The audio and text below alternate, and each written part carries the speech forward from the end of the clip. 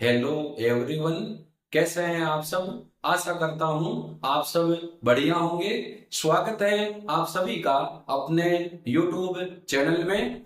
इस लेक्चर में हम नंबर 4 अनुसंख्यक गुणधर्म परासरण दाब के बारे में पढ़ेंगे। तो हम ले रहे हैं आज का टॉपिक है परासरण दाब। परासरण दाब को समझने से पहले हम बात करेंगे परासरण की। देखो, दैनिक जीवन में कुछ घटनाएं परासरण से संबंधित हैं। जैसे कच्चे आम का अचार डालने के लिए हम उन्हें काट कर उनके ऊपर नमक लगाकर रख देते हैं। कुछ समय के बाद कच्चा आम, जिसको सामान्य भाषा में केरी भी बोलते हैं, वो सिकुड़ जाती है। किशमिश को जल से भरे पात्र में रखने पर वह फूल जाता है। इसी प्रकार मुरझाए हुए फूलों को पानी में रखने पर वे पुनः ताजा हो जाते हैं। मांस को खराब होने से बचाने के लिए उसके ऊपर नमक लगाकर रखा जाता है। ठीक इसी प्रकार मुरझाई हुई गाजर को पानी से भरे पात्र में रखने पर वे पुनः ताजा हो जाती है। ये जितने भी एग्जाम्पल मैं आपको बता रहा हूं, ये सारे के सारे परासरण से संबंधित है। बात करते हैं कि ये परासरण होता क्या है।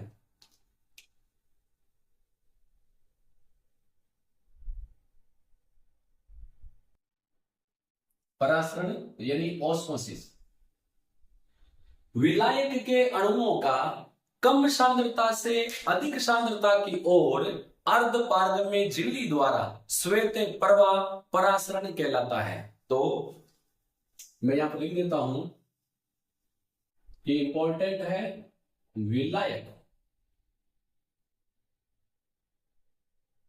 के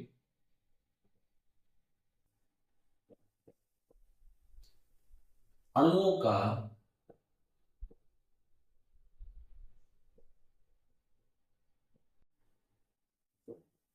कम सांद्रता से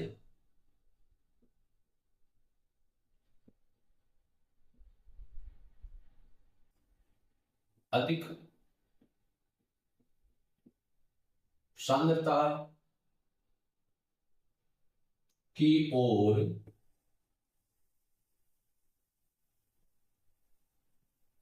अर्ध पारगम्य सेमी परमेबल मेम्ब्रेन झिल्ली द्वारा श्वेत प्रवाह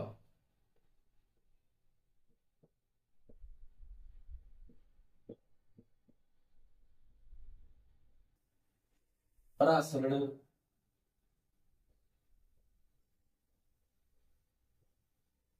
कहलाता है। कहीं को ये कंफ्यूजन रहता है कि कम सांद्रता से अधिक सांद्रता की ओर कैसे पॉसिबल है। तो मैं यह बताना चाहूंगा कि यहाँ विलय के अणु नहीं जा रहे हैं। कौन जा रहे हैं? विलायक के अणु। तो विलायक के अणुओं का कम सांद्रता से अधिक सांद्रता की ओर अर्ध पारगम्य झिल्ली द्वारा श्वेत प्रवाह परासरण कहलाता है। जबकि विलय के अणुओं का अधिक सांद्रता से कम सांद्रता की ओर प्रवाह, उसको हम बोलते हैं विसरण। तो यहां पर एक नया वर्ड आया है अर्ध पारगम्य झिल्ली, सेमी परमेबल मेम्ब्रेन। ये क्या होती है?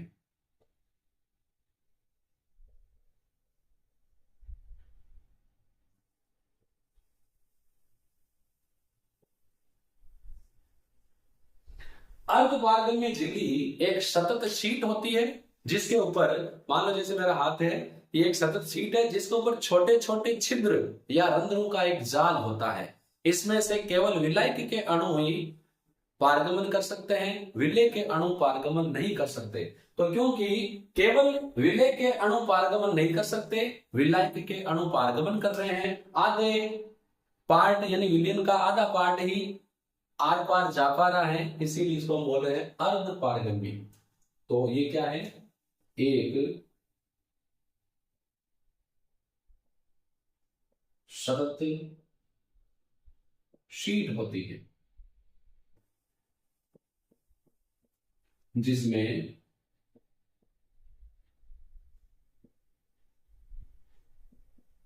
छोटे छोटे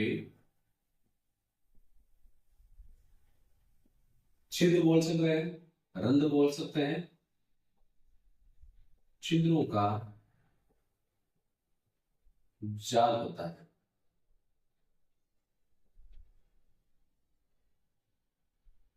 इससे केवल विलायक के अणु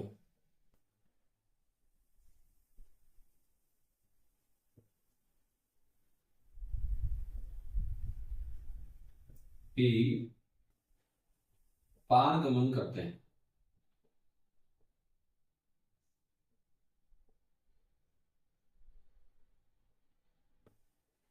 सपोज करो ऐसा कुछ एक सतत सीट है जिस पर छोटे छोटे जितनों का ऐसे जाल होता है। तो इससे अगर विलायक के अणु ही एक छोर से दूसरी छोर की ओर यानी पारगमन कर पाते हैं, विलय के अणु पारगमन नहीं कर पाते। जो अर्धपारगम्य झिल्ली है ये प्राकृतिक जो झिल्ली है जो प्रकृति से हमें प्राप्त होती है वो होती है पार्चमेंट की बनी हुई या सुअर के ब्लेडर की।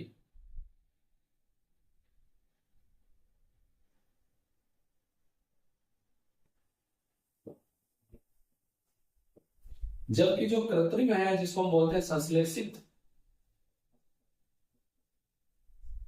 संश्लेषित अर्धपारगम्य झिल्ली सेलोफेन की बनी होती है। इंपॉर्टेंट चीज है इसीलिए आप इसको अच्छे से नोट करेंगे, पूछा जा सकता है।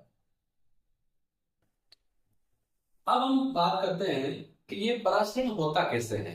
इसको समझने के लिए हम एक एक्सपेरिमेंट करते हैं। हम एक थिसेल ट्यूब लेते हैं जिसका उपयोग प्रयोगशाला में कई बार छानने के लिए किया जाता है। हम क्या कर रहे हैं, थिसेल ट्यूब को उल्टा रख देते हैं। तो ये अपना थिसेल ट्यूब है, इसको हमने उल्टा रख दिया और ये थिसेल ट्यूब का जो मुंह है नीचे वाला, इसके ऊपर हम अर्धपारगम्य झिल्ली को लगा देते हैं। यानी मुंह के ऊपर हमने क्या लगा दिया, ये अर्धपारगम्य झिल्ली। तो ये सिरा खुला है। इसको हमने फिर एक जल से भरे पात्र में रख देते हैं। ये जल से भरा पात्र है।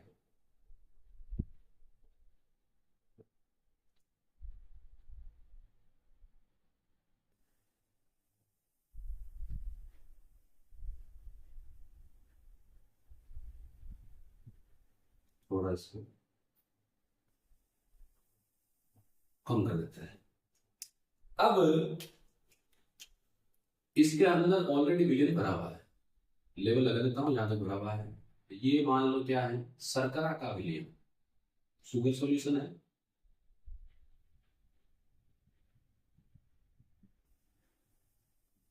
ये हमने लिया है विलायक।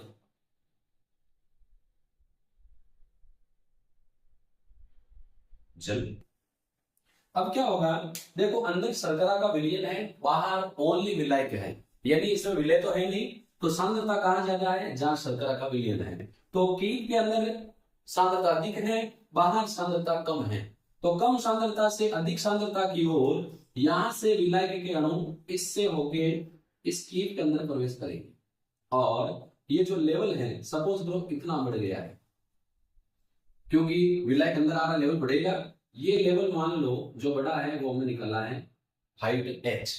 यदि हमें h पता है तो हम निकाल सकते हैं परासरण दाब पाई इक्वल टू होता है h/d। h जो सॉल्यूशन है उसके द्वारा तय की गई दूरी, यानी जितने हाइट वो चढ़ा है, d घनत्व और g गुरुत्वीय त्वरण। तो यहां पर हम देख रहे हैं कि परासरण के कारण विलायक के अणु थिसेल ट्यूब के अंदर जा रहे हैं और ये प्रक्रिया तब तक चलती है जब तक साम्य स्थापित नहीं हो जाता। एक और एक्सपेरिमेंट हम करते हैं जिसके द्वारा हम समझ सकते हैं कि परासरण दाब क्या होता है। तो हम आते हैं, अब ये जो परासरण दाब है, क्योंकि हमने परासरण को समझ लिया है, अब हम आते हैं परासरण दाब। ऑस्मोटिक प्रेशर ये क्या होता है, तो इसके लिए मैं आपको एक एक्सपेरिमेंट करके बता रहा हूं, फिर हम डेफिनेशन निकालेंगे। हमने एक पात्र लिया है, इस पात्र के बीच में हमने लगाई है अर्धपारगम्य झिल्ली और इसमें 2 पिस्टन लगे हुए हैं।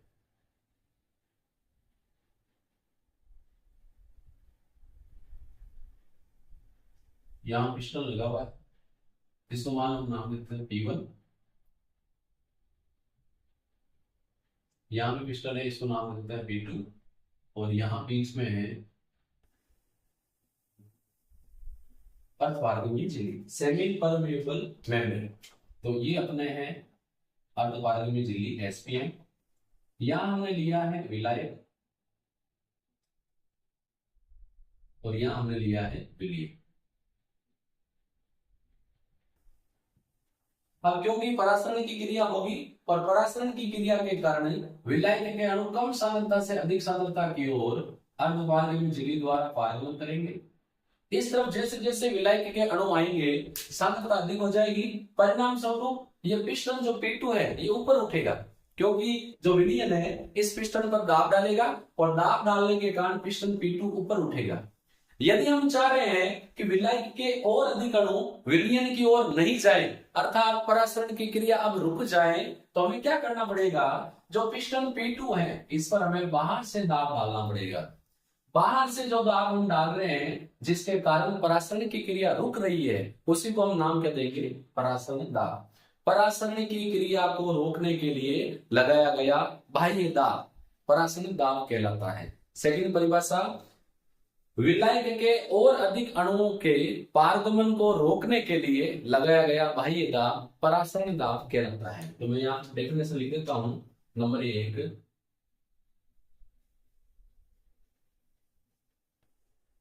परासरण की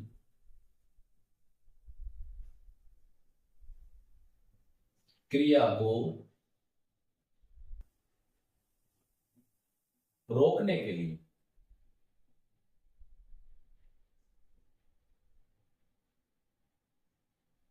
लगाया गया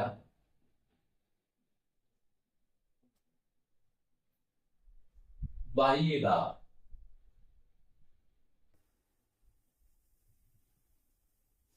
परासरण दाब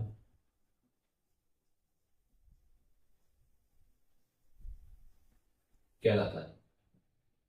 एक डेफिनेशन ये होगी। दूसरी, हम विलायक के अणुओं को रोक रहे हैं, विलायक के अणुओं को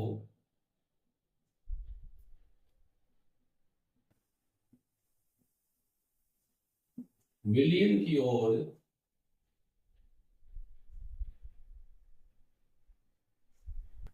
जाने के लिए यूं करते हैं, विलयन की ओर जाने से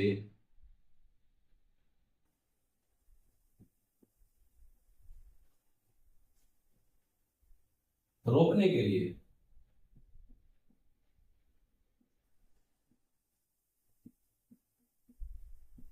लगाया गया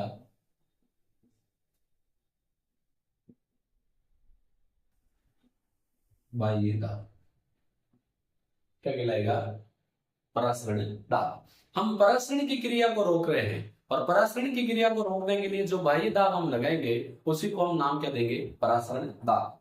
परासरण दाब भी अणुसंख्यक गुणधर्म है और ये पाया गया है कि तनु विलयनों के लिए परासरण दाब विलयन की सांद्रता और परम ताप के समानुपाती होता है। यानी जो परासरण दाब है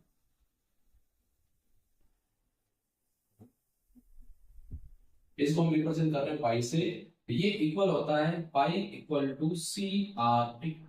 सी क्या है, विलयन की सांद्रता, तो हम इसको ऐसे चेंज कर सकते हैं, पाई इक्वल टू, देखो सांद्रता क्या होती है, विलय के मोल बटा विलयन का आयतन into R T. Next, pi equal to, mole क्या होता है, विलय की मात्रा बटा अनुभाग, तो विलय की मात्रा बटा अनुभाग इंटू आयतन है इंटू आर गुणा टी। अब देखो यहां पर कौन क्या है, यहां पर जो एन है वो है विलय के मोल, सी कंसंट्रेशन ऑफ सॉल्यूशन विलयन की सांद्रता, आर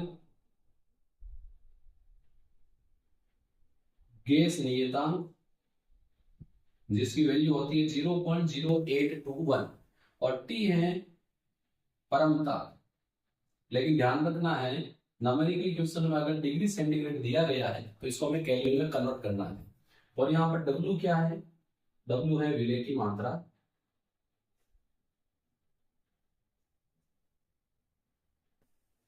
और M क्या है? विलेय का अणुभार या विलेय का मोलर प्रयोग। तो अपने जो ये तीन फॉर्मूला है इनको आपको चाहे रट्टा मारो चाहे कुछ और करो, आपके ये ध्यान में होने चाहिए। इन तीनों पर सीधे न्यूमेरिकल क्वेश्चन बनते हैं। अब देखो, परासरण दाब द्वारा अन्य अनुषंगीय गुणधर्म की तरह ही हम विलेय का अणुभार या मौलिक द्रव्यमान ज्ञात करते हैं, लेकिन मौलिक द्रव्यमान ज्ञात करने के लिए परासरण दाब विधि अन्य विधियों की तुलना में अधिक उपयुक्त है। क्यों? क्योंकि इसके द्वारा हम जैव अणु, प्रोटीन और अन्य वृहद अणुओं का अणुभार ज्ञात करते हैं। देखो, परासरण दाब विधि अधिक प्रचलित क्यों है? क्योंकि इसके द्वारा हम प्रोटीन, जैव अणु और बहुलकों का आणविक द्रव्यमान ज्ञात करते हैं। सेकंड, ये अधिक उपयुक्त क्यों है? क्योंकि इसका जो मान है ये कमरे के ताप पर ज्ञात किया जाता है। इसमें मोलरता के स्थान पर विलयन की मोलरता का उपयोग किया जाता है। इसीलिए परासरण दाब द्वारा प्राप्त विलेय का मौलिक द्रव्यमान अन्य मानों की तुलना में अधिक प्राप्त होता है, इसीलिए ये अधिक उपयुक्त है। तो मैं इसको यहां लिख देता हूं।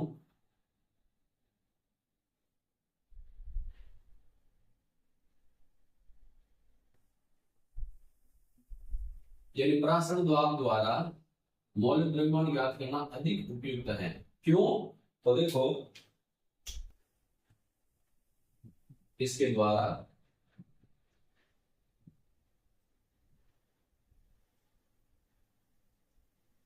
जैव अणु, जिसमें प्रोटीन भी सम्मिलित है,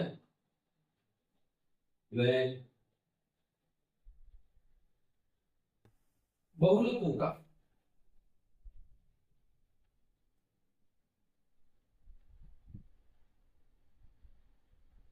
मौलिक द्रव्यमान ज्ञात किया जाता है।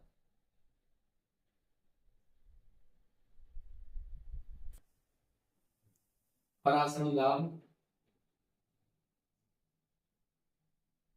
कमरे के ताप पर, रूम टेम्परेचर,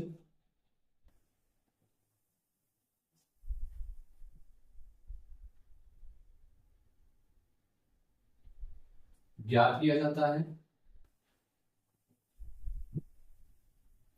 वह इसमें मौलिकता के स्थान पर हम क्या ले रहे हैं?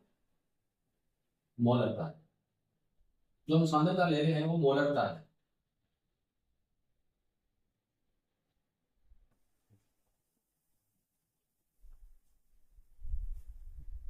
मौलिकता के स्थान पर मौलिकता ली जाती है तथा चलिए इसको लिख लेते हैं। इसके द्वारा तनु विलयनों के लिए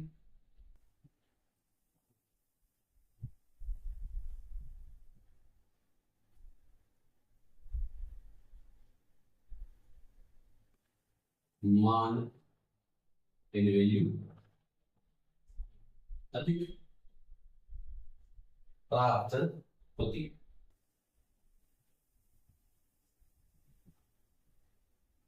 इसीलिए ये विधि अधिक उपयुक्त है। अब देखो, यदि हम वृहद अणुओं की बात करें जैसे बहुलक, तो ये विलेय होते हैं, और जो जैव अणु होते हैं ये उच्च ताप पर अस्थायी होते हैं। तो यदि टेम्परेचर अधिक हुआ तो जैव अणुओं का मौलिक द्रव्यमान ज्ञात नहीं कर सकते। अब क्योंकि परासरण दाब हम कमरे के ताप पर ज्ञात कर रहे हैं तो ओके, और हम मौलिकता के स्थान पर क्या ले रहे हैं? मौलिकता। तो यहां पर चाहे अणु अविलेय है या अधिक ताप पर अस्थायी है, दोनों ही कंडीशन में हम परासरण दाब द्वारा उसका मौलिक द्रव्यमान ज्ञात कर सकते हैं। अब देखो, वह विलयन जिनका परासरण दाब समान होता है उसको हम समपरासरी विलयन कहते हैं। समपरासरी विलयनों में परासरण की क्रिया नहीं होती है। वह विलयन जिसका परासरण दाब अधिक होता है अति परासरी, और जिसका परासरण दाब कम होता है अल्प परासरी कहलाता है।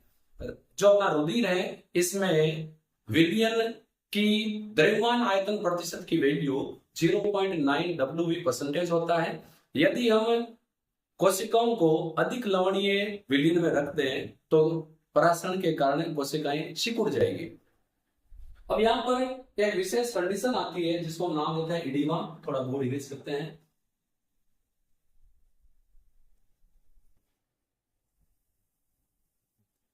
तो यहाँ पर एक वर्ड आया समपरासरी विलयन।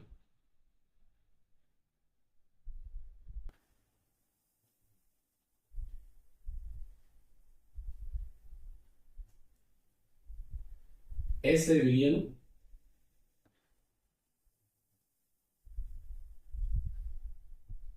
जिनका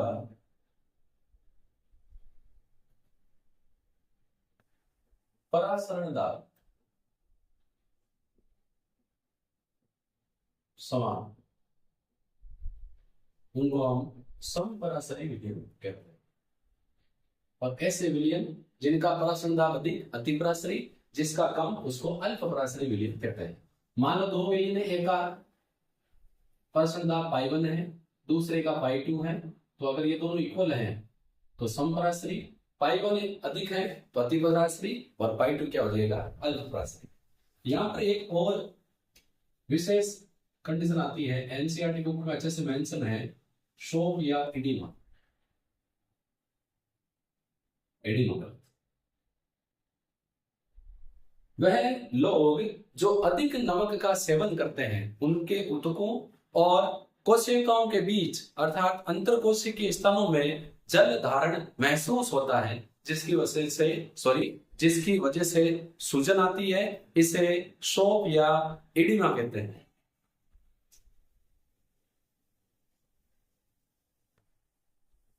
ये व्यक्ति जो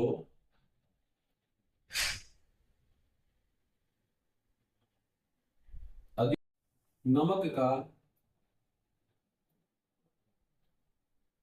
सेवन करते हैं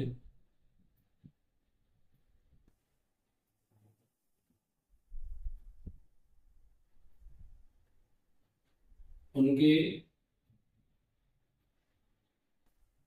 ऊतकों व अंतःकोशिकीय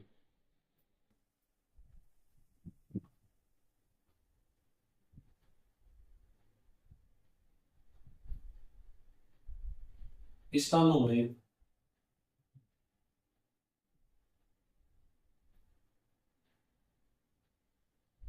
जल धारण के कारण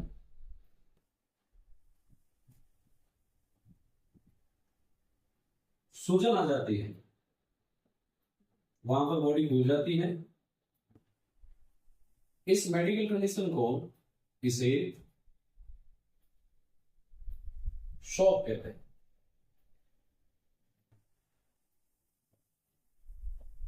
अब देखो, जब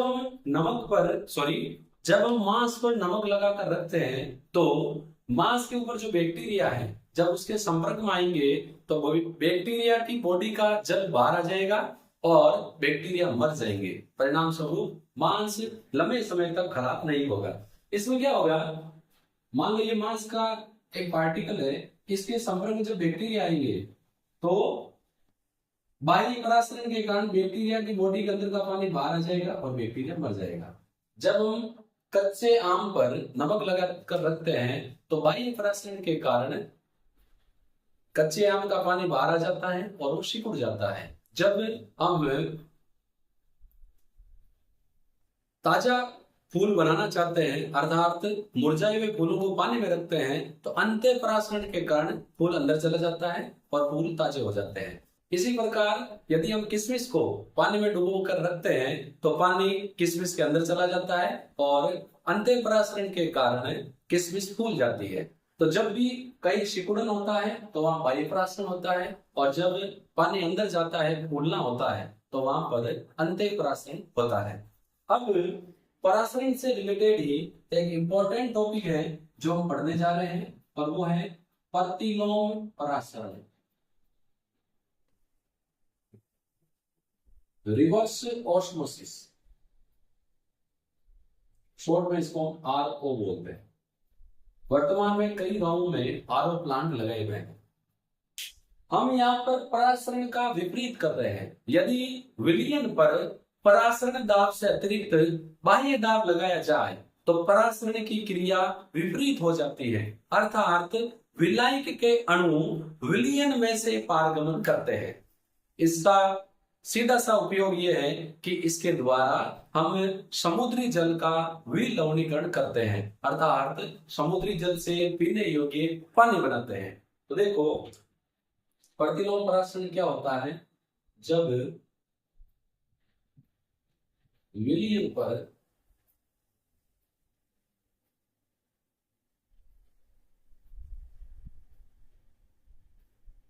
परासरण दाब से अधिक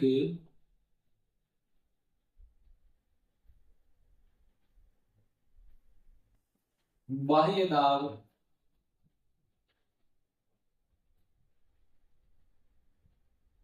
लगाया जाए तो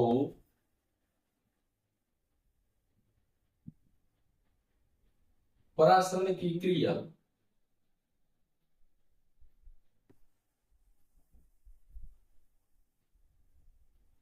विपरीत हो जाती है,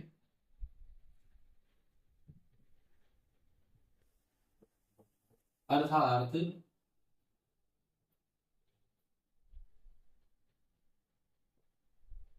विलायक के अणु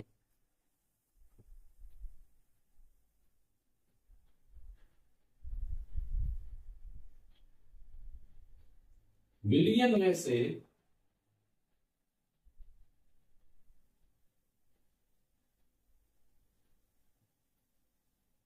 अर्धपारगम्य झिल्ली द्वारा पारगमन करते हैं। इसे रिवर्स ऑस्मोसिस, प्रतिलोम परासरण कहते हैं।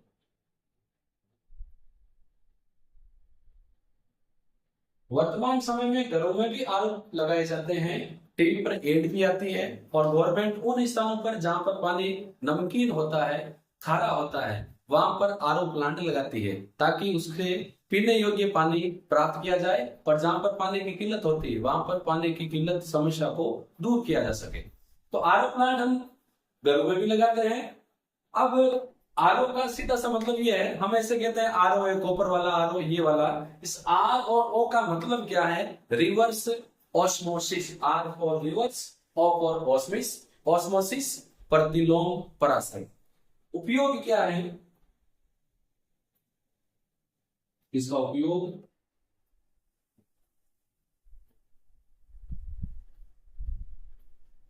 समुद्री जल के विलवणीकरण, जो लवण है उनको बाहर निकालने के लिए किया जाता है, अर्थात पीने योग्य पानी बनाने के लिए किया जाता है। अब देखो, इसको समझने के लिए हम इसके सिस्टम की बात करें कि सिस्टम कैसा होता है।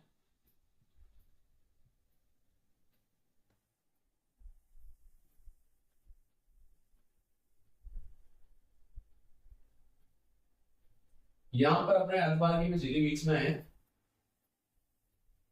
क्योंकि हम अगर ऑस्मोसिस की बात कर रहे हैं, अर्धपारगम्य झिल्ली की बात कर नहीं कर रहे हैं तो काम अधूरा है। यहां से जो शुद्ध जल है उसके लिए आउटलेट है, और यहां पर वायु प्रेशर के लिए मशीनरी है। ये बात, यहां पर हम क्या लगा रहे हैं? बाह्यदार। इस साइड अपने है समुद्री जल, सी वाटर, और इस तरफ है शुद्ध जल, यानी इस तरफ विलायक है और उस तरफ क्या है, विलयन। अब देखो नॉर्मली क्या होता है, यदि हम परासरण की बात करें तो इस तरफ विलायक है, इस तरफ विलयन है, इस तरफ सांद्रता अधिक है, इस तरफ कम है, तो परासरण के कारण विलायक के अणु अर्धपारगम्य में झिल्ली द्वारा इस तरफ जाने चाहिए।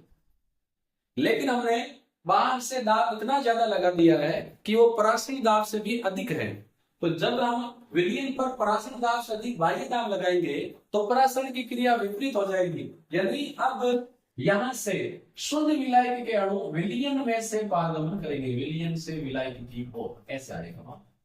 तो यहाँ पर जितने भी शुद्ध जल के अणु है, अर्थात जो विलायक के अणु है, जितना भी लवण है वो यहाँ रह जाएगा। इसमें से जो शुद्ध जल है वो अर्धपारगम्य में झिल्ली द्वारा इस तरफ आ जाएगा, जिसको अलग कर लिया जाएगा। आशा करता हूं आपके आराम से समझ में आ गया होगा। जब परासरण की बात करेंगे तो विलायक के अणु इस तरफ जाना चाहिए, लेकिन जब हमने बाह्य दाब परासरण दाब से अधिक लगा दिया है तो यहाँ से विलायक के अणु अर्धपारगम्य में झिल्ली द्वारा विलयन में से पारगमन करेंगे। यहाँ से इस साइड जल के अणु आएंगे तो इस तरफ हमें शुद्ध जल मिल जाएगा। तो हमने यहाँ पर इस लेक्चर में परासरण, परासरण दाब और प्रतिलोम परासरण के बारे में डिटेल से पढ़ा है।